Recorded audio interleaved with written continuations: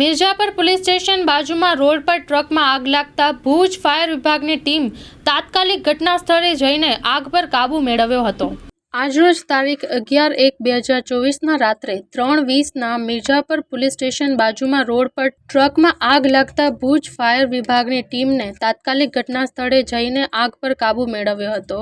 તેમાં ફાયર ટીમના DCO Bhavesh Matang, fireman Vaghji Rabari અને ફાયરમેન રમેશ ઘાગલ પહોંચી આવ્યા હતા।